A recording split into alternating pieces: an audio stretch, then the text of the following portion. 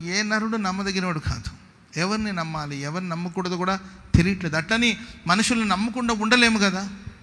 మన మనుషులం, జంతువులు కాదు, మనుషులం. కాబట్టి మనిషికి మనిషి యొక్క సహాయం సహకారం కావాలి. కానీ పరిస్థితులు ఏ నరుడు నమ్మదగినవాడు కాదు.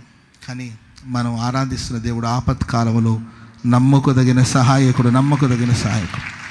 నేను అందరికీ ఒకటే చెప్తాను, అందరినీ ప్రేమించండి, దేవుని మాత్రమే నమ్మండి. అందరిని ప్రేమించండి. మనుషులు ఏదైనా మనకు మోసం చేసిన పెద్దగా మీరు అప్పుడు ఫీల్ అవ్వకుండా ఉంటారు. ఎందుకంటే అబ్రాం పాస్టర్ గారు మాకు ఎప్పుడో చెప్పాడు, మనుషులు నమ్మదగిన వాళ్ళు కాదని. అంతేరా, నీ బతుకు అంతే, పో, ప్రైజ్ లార్డ్.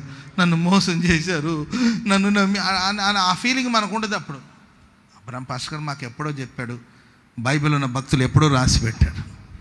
వాళ్ళు రాశారు, మా అయ్యగారు మాకు బోధించాడు. ఏ నరుడు నమ్మదగినవాడు కాడు, ఆపత్కాలంలో నమ్మకదగిన సహాయకుడు ఆయన.